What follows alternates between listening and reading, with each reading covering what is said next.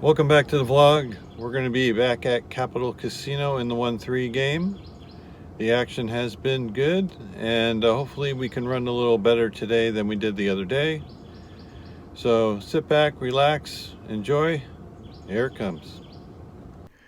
We're going to be playing at Capital Casino in the 1-3 game today. Capital Casino is my favorite place to play in the Sacramento area, and they are vlog friendly. We buy into the 1-3 game for $500 and grab our seat, and before we even have a chance to get our chips, we get involved in a hand. So we look down at 2 kings under the gun and open for a raise to 15. We end up getting 2 callers from the small blind and the big blind. And excuse my hands, I'm unloading my rack of chips that the chip runner just brought me. We see a flop of Jack 10-8 with 2 diamonds, and the small blind just shoves all in for $66. The big blind gets out of the way, and with 2 kings, I think I'm destined to call here. So I count out $70, put in, and get some change back. As it turns out, he rolls over a 6, and he had a hard time showing the other card. And when the jack hits the river, he turned over a jack. So he flopped top pair, and he made trip jacks. So first hand of the day, we start off with being stuck. I'm in the small blind with 2 8s. There is a limp from the cutoff and a limp from the button. And when it comes to me, I'd make it 21. The big blind folded, and now the cutoff puts in the raise to 67. The old limp re-raise. I'm putting them on a big hand, of course, probably aces, maybe kings. Anyway, my plan was just to fold and not give him any action. And then surprisingly, the button ended up putting in the call for the 67. So now I'm thinking, with all that extra money in the pot, I'm probably not quite getting the right price for this, but I really want to catch an 8 and punish the aces for the old limp re-raise. So I'd go ahead and put in the call. Cost me 46 more. You're probably wondering what the button is doing in there. He's playing very erratically, but because he calls such a large bet, I'm putting him on 2 very large cards, maybe even a pocket pair like jacks or 10s, maybe even queens. But I'm hoping he has like an ace queen or ace jack, just to take away from any kind of redraw the player with aces might have. So I figure it's time to do a little set mining. I figure I have 20% equity in this hand and a $200 pot. So normally $40 would break me even, and I put 46 in. So I'm losing $4 or $5 here in equity with this play. But that's not an expensive price to pay if you're going to go set mining. He has me covered, and I think if I hit my set, I'm going to get paid off. The person on the button has about $50 remaining. I'm really discounting him as a challenge in this hand. I'm just hoping that his money is all dead money. I don't think he can beat aces, and I don't think if I hit a set, or in this case when the flop comes 10-7-6, make a straight, that he's going to have too much of an effect on the outcome. So as soon as I see the flop, I'm calculating how big of a bet I can call and still proceed profitably. I think I have about 25% equity in the hand against aces at this point. So with a $200 pot, if he bets $100 and we end up being heads up, that's my break-even point. So I'm hoping he bets less than $100. As it turns out, he ends up betting 135, which is 2/3 pot, which is too big for me to continue heads up profitably. But the button puts in the remaining $48 in chips.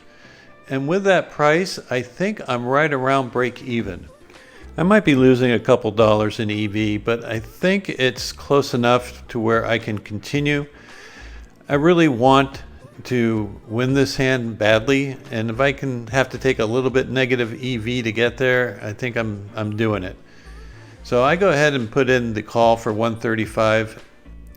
So the main pot's going to be $351, that which the button can win.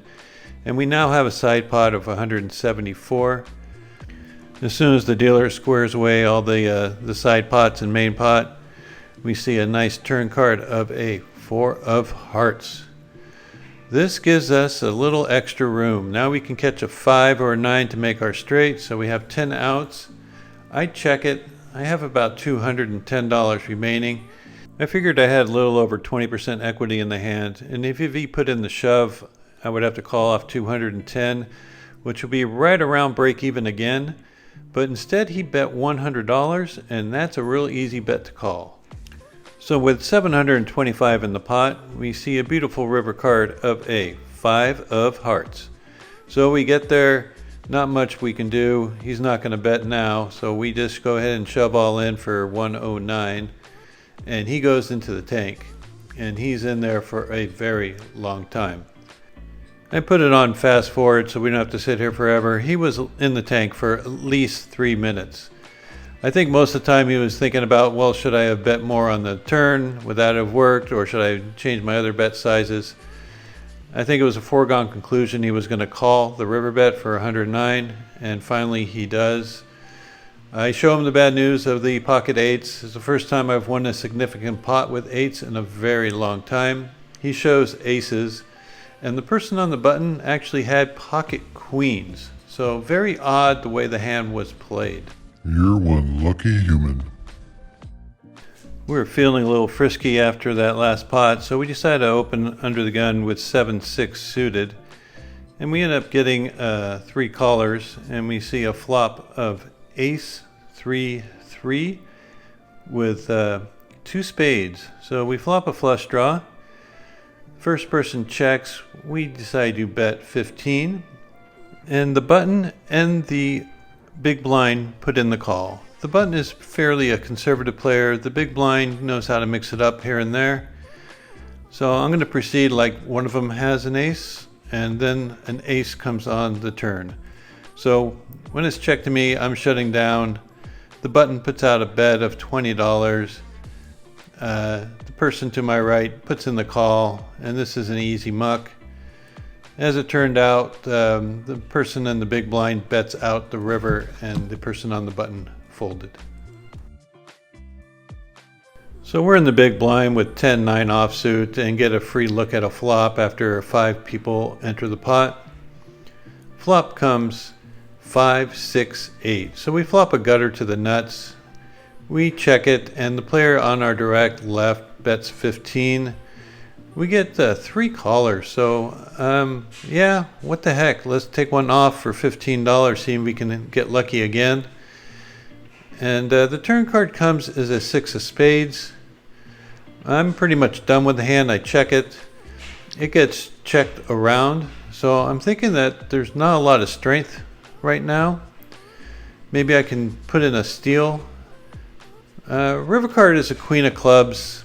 I decided to check it to see what happened, and now the player who led the flop leads again, this time for 40. Really having a hard time putting him on exact holding. Maybe he flopped a really big hand, was slow playing it. The person to my right puts in the call, and I'm thinking, well, if I go ahead and put in a big bet here, will I get away with it? And I decided I don't think so. And the person on my left actually flopped a straight. I look down at 2 9s in the cutoff, and there's one limper to my right. He's been playing a lot of hands recently, seems to be a little bit frustrated. I put in the raise to 20, and it's just me and the limper to see the flop with 44 in. It's a pretty good flop. It comes 6-5-4 rainbow. He checks to me. I'm going to put out a small continuation bet. I'm hoping that he might decide to play back at me. I think he's in the mood to make a play. Turn card comes as a king of clubs, not my favorite card. He checks again, and I decide to lead for 20 this time. And when I do, he makes a very quick call. Kind of makes me think that he picked up some equity. Maybe he has a straight draw, flush draw type of hand. River card comes as a 10 of diamonds. And now he decides to lead out for $60. For me, this is a very interesting bet. None of the draws that you would expect would get there. So unless he made 2 pair, say with like 6-10, or maybe he had king 10. But most of the Sniff it time I think out. this is a bluff.